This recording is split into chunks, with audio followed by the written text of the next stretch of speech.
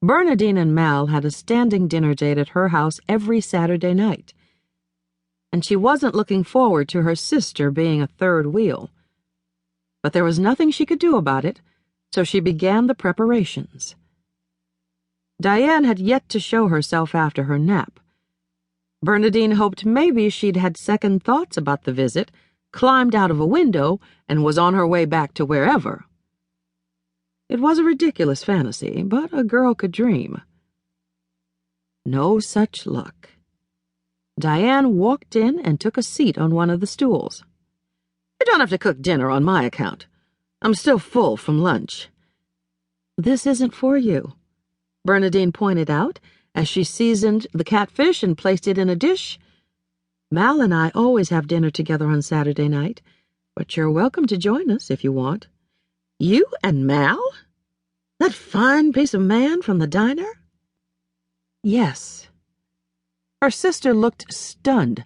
"Why would someone like that—" She stopped. Bernadine finished the sentence for her. "Why would a man like that be interested in someone like me?" Diane squirmed. "I mean, other than for your money, of course." Shaking her head, Bernadine covered the dish with plastic wrap and stuck it in the fridge. She'd cook it later. "I'm sure if you ask him, he'd give you an answer." Apparently that wasn't something Diane wanted to discuss anymore, because she changed the subject. "Who told you about the foreclosure?" "Doesn't matter. I know about the divorce and the fact that you've alienated all 3 of your children." "I had my reasons." "All bogus." Diane's eyes flashed angrily. "What would you do if your oldest son married a ghetto queen, your daughter married a man from Germany, of all places, and your youngest prefers men to women?" "Try and be supportive." "Bullshit." Bernadine shrugged. "Your adopted child's run away from home, so you're the last person to be judging me." "Not judging, just stating fact." "And so am I."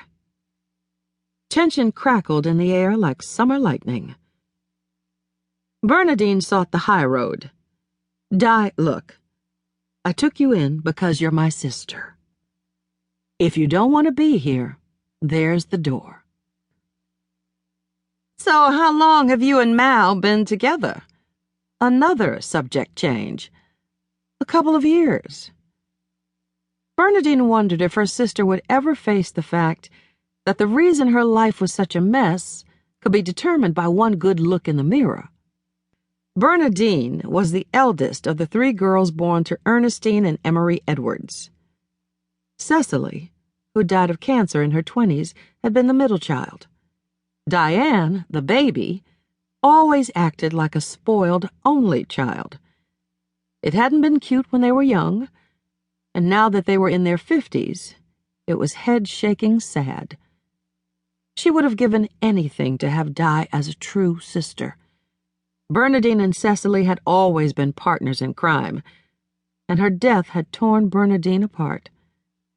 With both of their parents now deceased as well, she and Di were the only ones left.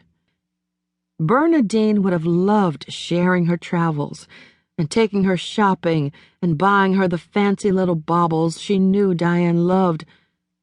But as it stood, she could barely stand being in the same room with her, let alone a 9 or 10-hour flight to anywhere. Mal knocked on the door precisely at 6. The kiss and long hug he gave Bernadine in greeting did much to salve the bruising day. "I really needed this," she told him, while he held her against his heart. "That's what I'm here for." Arms wrapped around each other's waists, they entered the kitchen. "Di, you remember Malachi?" "I do," Diane said, her tone tinged with flirtation. "Bernadine says you're eating dinner with us." "She and I have a set date every Saturday night." As if emphasizing